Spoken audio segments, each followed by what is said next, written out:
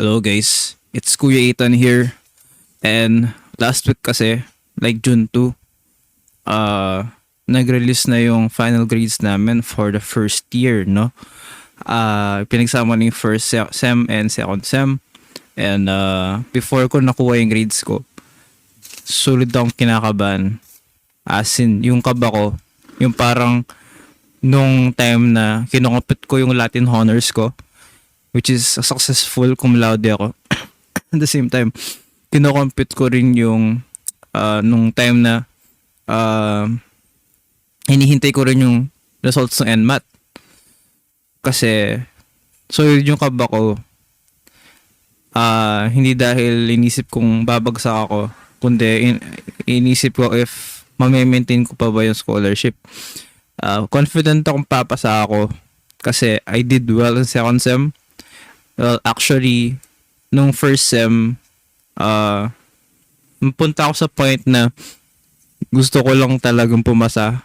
Like, makuha yung raw grade na 65 and mapasa yung 75 na final grade. Kasi 75 yung passing grade namin. And at the same time, yung kasi yung grading system namin, hindi siya yung 1, 2, 3 na sa ibang school na meron. And during those pagkukuha ng final grades, huli kasi ako. So, yung apelido ko sa UC, letter Y, huli ako. Everyone was cheering already. Pero ako, solid akong kabado. No, everyone was congratulating each other. Most na-maintain yung scholarship nila. And ako, kinakabahan din ako kasi so sa last year kasi yung mga seniors namin, makakilala kong matalino, di na nila na-maintain. So, medyo naging desperate din ako sa scholarship because I really need it. Inisip ko yung financial burden. Half lang naman yung target ko eh. Half lang kasi yung entrance scholarship ko kasi yung NMAT ko 61 lang eh. Yung target na full scholarship sa AUF, it's 65. Nakuha ko lang 61. So, half scholarship yung entrance ko. And for the whole year yun. So, isipin mo for the whole year, half siya. Alaki ng bawas sa initial real tuition fee namin ng both miscellaneous and yung main na binabayad namin. And so, syempre, palamunin pa ako sa bahay. Wala naman talaga akong trabaho. Di naman ako nagsa-sideline. I instead opt to target na makuha yung scholarship. And kapag kasi I push myself, that would also benefit me in the future. Mas magigets ko yung mga topic, mas alam ko yung mga lesson. And no first sem, nahirapan ako na solid, lalo na nung first, like, nung prelims, it's anatomy, nahirapan ako anatomy. Pero nung bandang midterms to finals na, madali yun sa akin yung anatomy. Pinroblema ko ng solid yung physiology naman. I don't know how to study it. Ang dami ng lessons, ang dami ng mga concepts sa isang topic. Tapos, nadalian na lang ako bandang, hindi naman nadali, pero nakabawi ako ng second sem because sa second sem ko pa lang nalaman or na-train yung sarili ko to be able to develop yung study techniques ko talaga. Kasi yung nagka-mix yung study techniques na ginagawa ko ng first sem. Nung first sem, nung umpisa pa lang, kasi halos gumagawa ko ng flashcards tuwing nagle-lesson yung mga prof. Kung tuwing nagle-lesson sila, hindi na ako nakapagkinig na maayos kasi gumagawa akong flashcards habang nagtuturo sila. So it leads to passive learning and hindi ko man na-absorb yung sinasabi at the same time, hindi ko rin na-absorb yung ginagawa ko nung type ako ng Anki pati Quizlet flashcards. So, na-realize ko na nagsasayang lang ang oras. Nagsasayang ako ng oras kasi eventually, hindi ko naman natatapos lahat ng flashcards. Kapag di ko sila natatapos, hindi ko nagagrasp lahat ng main key terms hanggang from first hanggang end. Kasi masyado kong mini-memorize yung first terms na hindi ko natatapos lahat ng ginawa kong flashcards. That's the problem. ang babaw at ang bagal ko. At actually, nung pre-med ko, ang bilis ko mag-memorize ng mga concepts gamit yung flashcards. Pero kasi iba kasi sa med eh. Alam mo yung tipong ang dami mong concepts na need aralin per topic. Hindi ka pwede magdual sa isang topic. Ay sa isang topic, sa isang subject. Kailangan mo nang aralin yung mga subjects. So, di ba? Ang hirap. Hindi rin ako masyadong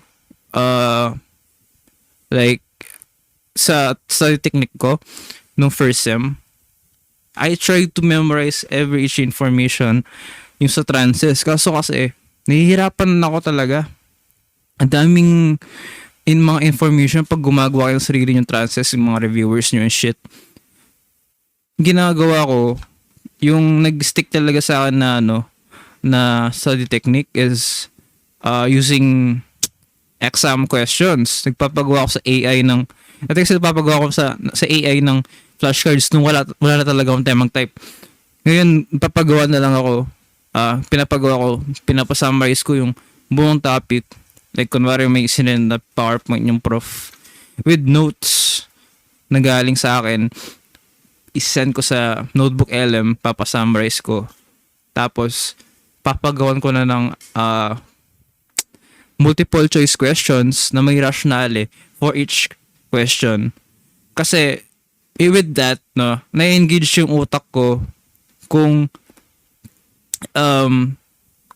na-engage yung utak ko na karoon ng question and answer na parang exams din. Sa exams, multiple choice din sila eh.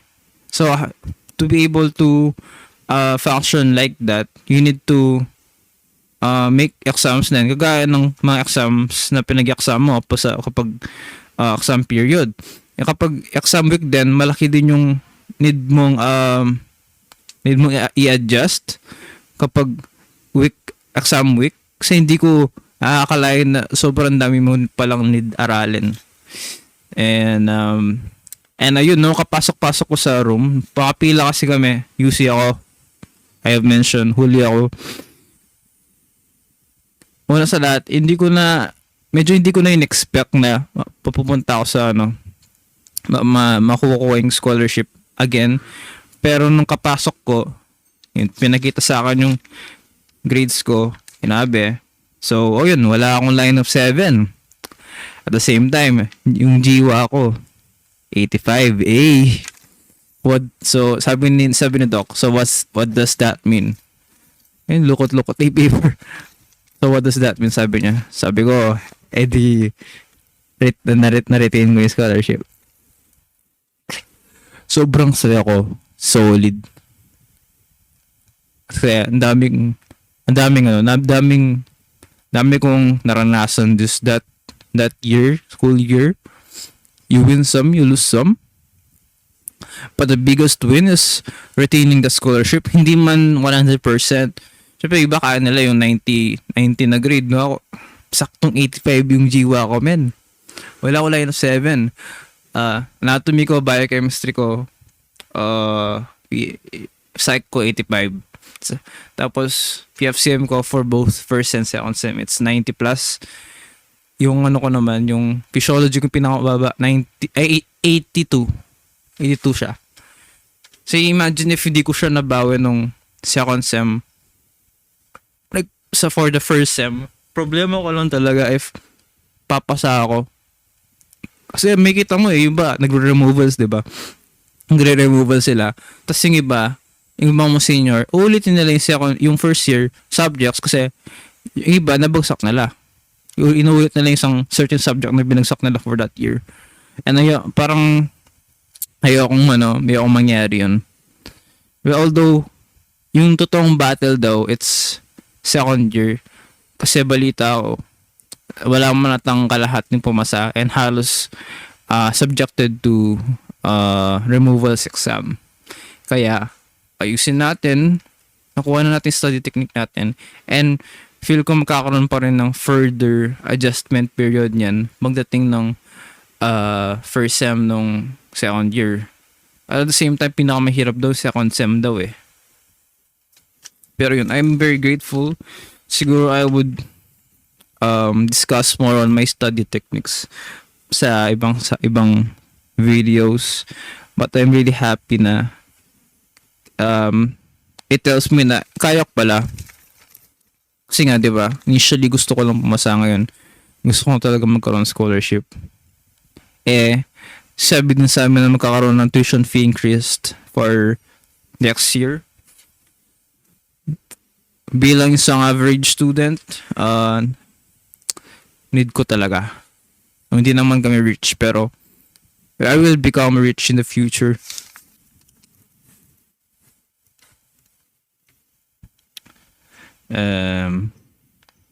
Siguro, ayun na muna. Bye-bye.